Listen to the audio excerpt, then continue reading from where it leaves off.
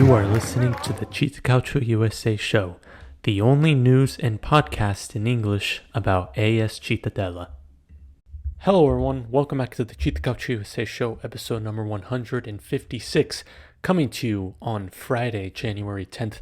Welcome to 2025. We have made it to another year of the CittaCalcioUsa show.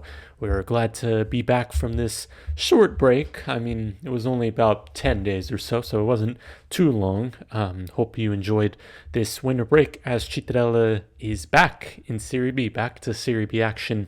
They go on Sunday, this upcoming Sunday, against Cesena in Cesena. So away days to start the year. Difficult game, you would say, probably a few weeks ago, but now it is looking like it's a very doable task for Cittadella. So we'll talk about that game. Transfer market, the market is open right now. Cittadella still hasn't signed anyone yet officially, but there is still some key rumors, and including a possible return of Orgio Quonquo to the Granata in this case. Then I want to touch upon an exclusive article that I put out today about Roberto Venturato and his moments at Cittadella. I was able to do it. The first exclusive and perhaps the highest moments so far of CittaCalcioUsa. We'll talk about that interview. So let's get into it. Before we start, don't forget to follow us Instagram, Twitter, YouTube, CittaCalcioUsa, and CittaCalcioUsa.com for more information, news, articles, all that stuff at CittaCalcioUsa.com. And there you could find the interview of Roberto Venturato, which we should touch upon a little bit. I won't explain too much about the article because I'd like you to go read it. And, I'm not going to sit here and read the whole thing because it is on the website. You could go check it out. Once again, CittaCalcioUsa.com. You could find it. But one thing I want to say is, obviously thank you to Roberto for the time. He was a good guy. And it was, I'm not going to try to make this about me, but this was a huge moment for CittaCalcioUsa. The first time we've really had a exclusive interview or article, something like this. So it was really great. And, talking to Roberto, yes, he hasn't been in work for a coaching job in a while. I believe it's now 2 years since he's last left his Spal job. So he hasn't been in the works for a while. But, just talking to him and talking about his time with Cittadella and growing up in Australia. Remember, I think a lot of people forget that he grew up for 10 years. He spent his life in Australia. So it was great to hear his story there, how he grew up loving the game of football there. And then, Johan Cruyff, learning from him and inspiring him, which ultimately led to this rise of Cittadella. Who would have thought decades later that would have almost so close to Serie A, that moment, watching the World Cup in 1974 would lead Cittadella to a unlikely promotion to Serie A. Unfortunately, that did not happen, but they were just on the cusp of it. They were so close, but that doesn't take away the fact that, Venturato spent 6 years here, 6 seasons, one in Serie G, which he automatically won in first place. So record-breaking season. And then 5 straight years in playoffs. I think these last 2-3 years since he's left the club has really shown what a unbelievable job he's done. And I think a lot of Cittadella fans really took that for granted and took what he's done really without appreciating the work that he did, and just with the limited resources, with the limited opportunities compared to other clubs in Serie B that they have. I think it's really a remarkable job and remarkable accomplishments that he's made. Yes, there's no final promotion, but 5 straight seasons in the playoffs, that's quite the remarkable thing. But another thing I want to say is that, because there's no audio to this interview, obviously. I was talking to him on the phone, but you won't be able to hear anything when you see the article, obviously. But just talking to him, you could really tell in his voice and just his body language just how much he loves Cittadella. He knows that it didn't end the way that many people wanted to, and there's still probably some regrets and scars that probably still haven't recovered, especially those two finals lost against Verona and Venezia. But you could tell how much he loved Cittadella. He said there was no problems with anybody that that's why he left. That wasn't the case. He just felt like he was it was empty inside, and he's a very smart guy when it comes to football. And when he says when a coach feels like something has left them, he cannot continue, and he just felt like personally his road had ended at Cittadella, and there was nothing personal with anybody within the club. It was just his own decision that it was time to move on. So that was great to get some insight. He did say, I was quite interested when he said this, is that he didn't have any regrets when he played against Venezia, which ended up being his last game in the final, or against Verona in 2019. He says he doesn't have many regrets here at Cittadella, even though there could have been one or two moments that would have changed the outcome of his 5-year stint in Serie B. However, he did say probably his biggest regret here was the Crotone match in the I believe it was July 2020.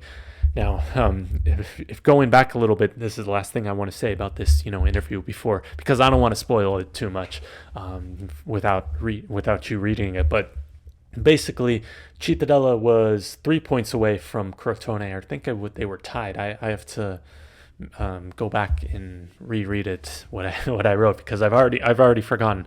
Would you believe it? But Cittadella, I believe, were 3 points behind second place Crotone in the 2019-2020 season, and this was during lockdown, so this was an empty crowd.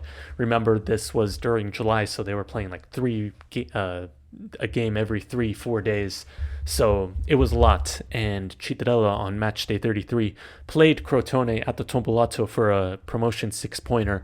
If they had won that game, Venturato says they had a real shot at automatic promotion without having to go through the playoffs, which has turned out to be not very favorable for Cittadella in these last years. So he thought if they had won that game, they would have probably had the chance of getting that second place. Unfortunately, that did not happen. Cittadella lost that game, but Venturato still thinks that was probably Cittadella's best moment, and that happened in the summer of 2020. But anyway, that's enough, previewing the article or, spoiling the article, whatever. If you haven't read it already, please go check it out, CittaCalcioUsa.com for more. Thank you once again to Roberto for the time for that interview. It was an absolute awesome time. But jumping forward to the present day, we got some transfer news to talk about. Before we get into the match against Cesena, before we get into the Cesena match and the transfer market, I want to kind of briefly go over what has happened in the last few weeks. If you remember, before Christmas, Cittadella was in free fall. They were in last place with no end in sight. Then they get a win against Reggiana at the Tombolato for the first time in over 340 days. That was big. Then they get away win against Südtirol on Boxing Day, which gets them another 3 points. Then they score a last-minute winner by Edoardo Massangelo against Palermo for the third time this in 2024 for Cittadella, lifting them outside the relegation zone going into the new year. I mean, think about it. I still cannot believe what we had seen in these last 3-4 weeks. It has been quite a remarkable turnaround. However, I think these last 3 weeks, these last 3 games have really, I don't think they should overshadow the fact that, it has been still a very poor season for Cittadella, and they are only 3 points above the relegation zone. And actually, I was doing research on it.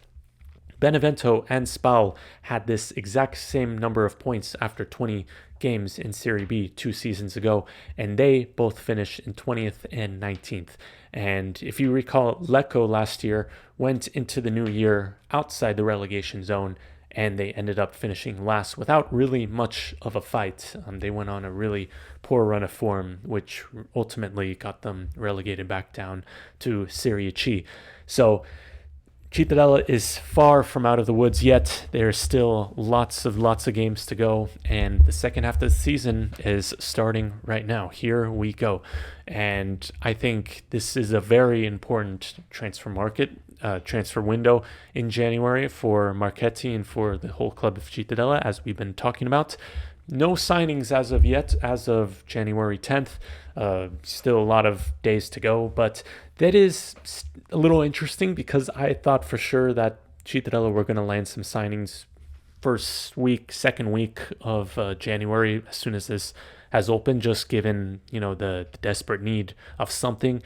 But I think the arrivals will come eventually, and probably in the next week, you're going to start to see one. And one in particular that is basically a done deal, we are just waiting for the official announcement, is the return of striker Orji Okonkwo from Reggiana, or from Bologna, but he's being loaned out to Cittadella for the remainder of the year. Okonkwo is back. He is back after, let's see, the longer I do this podcast, the more I keep track of time and, forget, certain things and certain dates. But in 2022, Okonkwo was with Cittadella. As if you recall, he scored 5 goals in his first 8 games for Cittadella at the start of the 2021-22 season. He was looking like a great striker. He was, I think, we were talking about, and this was very early in the podcast days. If you want to go back and look at those podcasts, go ahead. But I recommend you don't, because they're probably very, very bad. And, even now I don't know how good I sound here or how good the production is from a neutral point of view. But basically, we were saying how Okonkwo, this was a fantastic signing by Marchetti. This was a fantastic pickup. He was scoring lots of goals, providing a really good attack for Cittadella alongside Baldini, Antonucci. It was really looking like Cittadella was doing this again. This was the first year after Venturato. This was Guarini's first year. Cittadella were in the playoff position. They were getting wins on the road, at home, and it really looked like things were going for them. Probably they were getting their next bumper, as they say in Italian, in Italy, with the lethal striker like Okonkwo, like Davide Dio a few years ago, and Mancini. Probably we were getting that sense of feeling that Cittadella has gotten that striker back. However, in February of 2023, things changed because he did get suspended and then banned from football for initially 4 years until 2026 for using clostebol, which is a drug. It's a steroid that is banned by it's banned within the sporting community. And so Okonkwo tested positive for that, and he was suspended for the rest of the season. We did not see any more of him. He kind of just faded into the darkness. There was no official press release. Or there was no official farewell. There was nothing. So that was interesting, and he did get his sentencing reduced, and he did start playing in 2024 with Reggiana, but he has scored 0 goals for them, including last season. And this we'll have to see what Marchetti says about the signing, but I have a feeling that it feels like unfinished business for Marchetti, because I think that that ban really, I think better way to put this, I think Marchetti was really high on Okonkwo. He was really positive about him, and he was really liking what he was seeing. Not, I mean, when you score 5 goals in your first 8 games, that's a really good sign. And him scoring all these goals and providing great things for Cittadella, I think Marchetti had to be happy about that. But he was forced to move on from him after his ban. But now that he's back from his band and kind of struggling with Reggiana, he's not a regular starter at Reggiana. He's not been scoring goals. I think Marchetti comes to him and say, hey, look, we're Cittadella. We've proven time and time again we could give players a chance to rebuild their career, like you've seen with Antonucci. You could say where his career has gone right now, but it was definitely his career got back on track while at Cittadella. You're looking at other guys. You could think of Baldini. You could think, Carisoni, who is come from Serie C and really made a starter of himself, a regular in Serie B. Luca Pandolfi, I think he's come to Okonkwo with this idea like, hey, you could come here, you could restart your career, and we'll get you off to the good places, and also help us because Cittadella really is in need of something offensively, which will bring them the goals. So I think that's my opinion on what Marchetti kind of said to Okonkwo. We'll have to see whether he talks next week or not regarding this signing, but I feel like Marchetti definitely had this, kind of set that Okonkwo is not done here, and I think he has much more to prove. Probably another full half season, let's say. Who knows if he'll come back next year, but he wants to give Okonkwo another chance for this. Another transfer news here is Andrea Magrassi to Milan Futuro in Serie C. Magrassi being sold there. He wasn't being given a lot of playing time for Cittadella. He hadn't scored much goals in about 68 matches, I believe. Let me just pull it up real quickly, as I did write about this when I was writing on CittaCalcioUsa about Andrea Magrassi, but he is now in Milan Futuro, the reserve side for AC Milan. And as I pull up the stats here, oh boy. So he made 8 appearances this season, 0 goals, 1 assist. And then throughout his entire career with Cittadella, he did score some pretty important goals, like the one against Empoli in the Coppa Italia, then the one at the Marassi against Sampdoria. That was a big goal, but 5 goals, 2 assists in 68 appearances for Cittadella since 2022.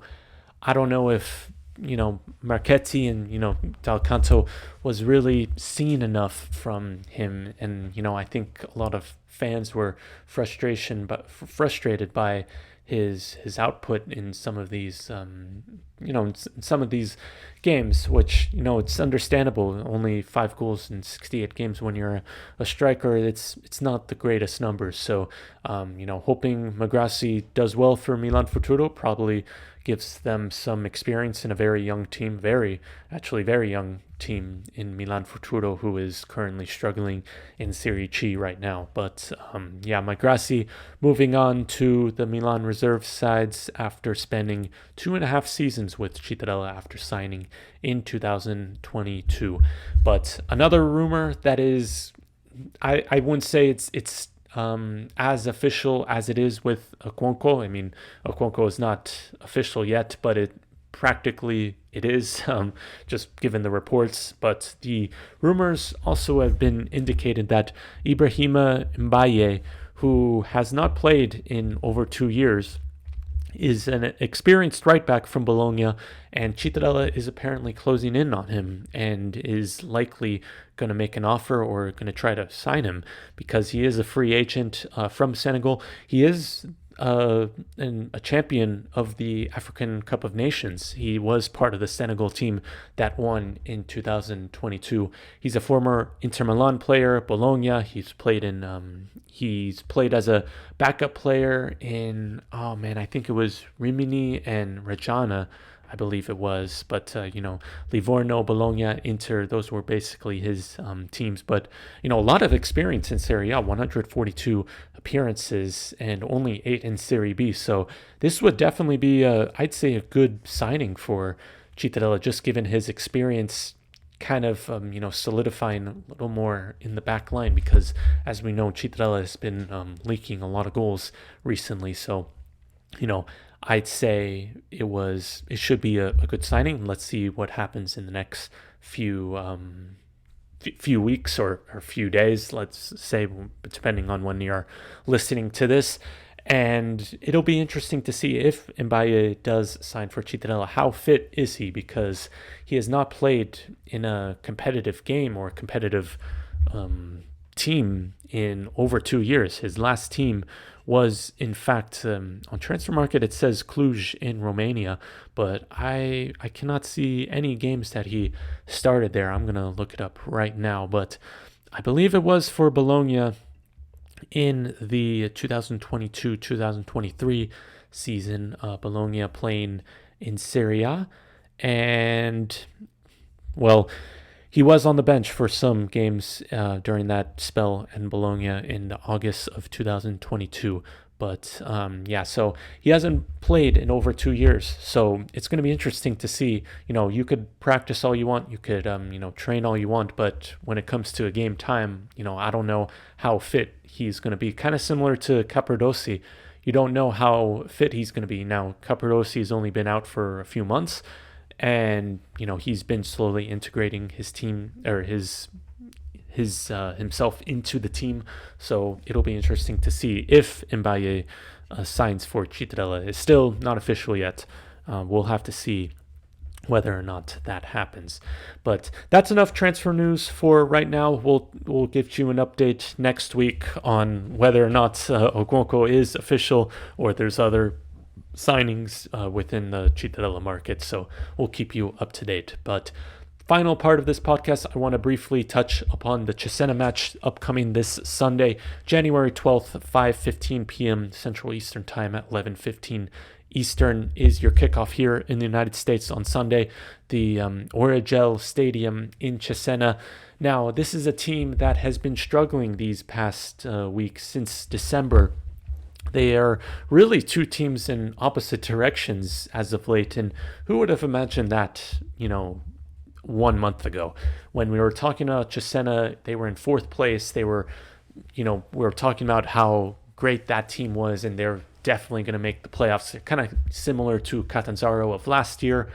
And really, they have taken a nosedive ever since then. And in fact, ever since they beat Cittadella at the Tombolato before the November international break, they have only won once since that game in all competitions. They got thrashed 6-1 against Atalanta in the Coppa Italia, although that was against a rotated squad for Cesena. And, it's Atalanta are top of Serie A, or they're second in Serie A with the game in hand. So, I don't know if there's much shame in losing to Atalanta at that point.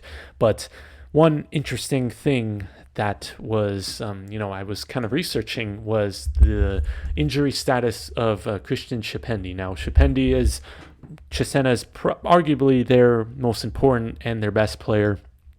Top scorer with 10 goals.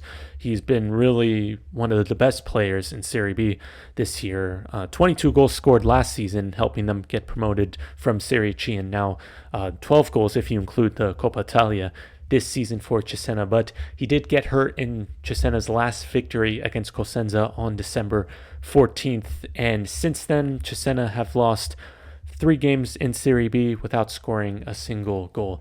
Those were against Juve Stabia, Cremonese, and Cardese right before the new year. And they were talking about Michele Magnani kind of being on the hot seat, but according to reports, he should be okay and he'll be there for the game against Cittadella. But it's going to be really interesting to see. I haven't been keeping up with Cesena as much as maybe I should have because I don't know the injury status of Shipendi. I mean, even if he is available to play, I wouldn't. I would be surprised if he is in the starting 11. You would probably bet on him starting on the bench if he's available, and coming on in the second half or whatnot. But Cesena has already made a move for Antonino Lagumina, if I pronounced that correctly, from Sampdoria. He's a striker on loan, so they got their striker. I expect him to start for this game, assuming that nothing crazy happens with Shipendi's injury. But that's a big blow for Cesena. And currently, right now, they've gone from really fourth place to possibly, looking pretty comfortable in the playoff spots to 10th. And if Cittadella could win, they would go above them. After all this talk, on the flip side of this, from the Cesena point of view, Cittadella, they were bottom of Serie B last month, and now they're outside the relegation zone and could leapfrog over Cesena. And, that's just the beauty of Serie B, just how quickly things could change, how, different 1 month ago can look like, and just how 2-3 wins pulled together could really change your season. But I would say that, it has been a while since Cittadella and Cesena last played. It has been, it will be 2 weeks since the last time they've played. So I definitely think the break will change a lot of things, and I'm not expecting the same Cesena team before New Year's. I'm not expecting the same Cittadella team before New Year's. It's just a lot of things happened. It was probably a good mental break for each team to kind of. There was a lot of football at the end of the year in 2024, so I think the break came at a good time for both to recover players, to kind of, recharge, for Cesena to kind of take a break from, that rot that they've been going through since the November international break, and to kind of, recover and reset mentally. And for Cittadella, yes, the break did stop their little momentum that they had going on, but it was also important to get some key players back, like Capradossi, which I believe he will be available for selection in this game. But yes, once again, 0 goals for Cesena in Serie B since Shipendi got injured. 5 out of 6 losses in Serie B. Really trending both teams in the wrong directions. I'm surprised that Marchetti hasn't made any signings this last week or two in January. These last 10 days in January, because I definitely thought he was gonna knock some signings out of the park pretty soon. But with that being said, it's basically the same Cittadella team that are going into this game, and we're gonna see. This is gonna be a great test of how good that team, that streak was. Were they just riding off of momentum, or is it gonna feel like what happened before that winning streak, where they're basically outplayed, there's not much going forward, and Cesena easily breaks them down. If you recall, in the last fixture between these two sides, Cesena's attack was just unbelievable. Now, they did have Shipendi, and he did score in that game, so I think it's definitely going to be a big difference. Having said that, Cesena's attack is definitely one of the best in Serie B when they're on their game, and they have 20 points at home, 6-2-2 record at the what's it called, the Orgel Stadium in Cesena. But basically, it's going to be very interesting. One more thing I will say is that these next 2 games for Cittadella, away against Cesena and then next week against Mantova, these are 2 probably the most technical teams in Serie B. Mantova possesses the ball a lot. They love to have the ball. They have one of the highest possession stats in the league, so they're going to hold the ball a lot. Cesena, you know how much they like going forward. They're attacking, and they're really have really quality tactical players. So it's going to be interesting to see how Cittadella approaches them and approaches. Let's see if anything changes from what if they had learned their lesson from November's match and from the results before the 3-match winning streak, because you know it's basically the same Cittadella team, as they have not made any signings. You know, yes, they have recovered some players, so they will be back, but basically it is the same core players. So we'll see if the break came at a good time or a bad time for Cittadella, and we'll see if Cesena's poor form continues at the Origel Stadium Sunday, January 12th, 5:15 p.m. Central European time, and 11:15 a.m. Eastern time here in the United States. It is the only kickoff at night at what's it called? It's at night in Italy, but it is at 5:15 European time. It's the only kickoff for Serie B at that time. So all eyes on Cittadella and Cesena for match day 21 of Serie B as 2025 starts for Cittadella. Let's see if they could get it off to the right start. But for me, that's going to be it. Thank you for listening to this episode. It's another year of CittaCalcioUsa. Let's make it another good one.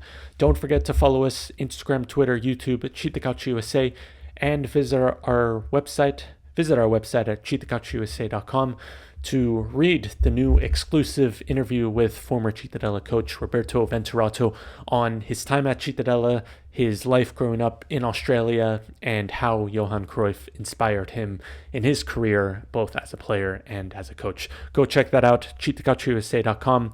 And for now, like I said, Cittadella facing Cesena this Sunday. We'll recap the match next week and get you ready for that game against Mantova, as well as some more transfer news. That's going to be it for me today. Thank you for listening, and as always, Forza Citta. Thank you for listening to the CittaCalcioUsa show. If you liked it, please share and follow us on Instagram and Twitter at CittaCalcioUsa. See you next time, and remember, Forza Citta.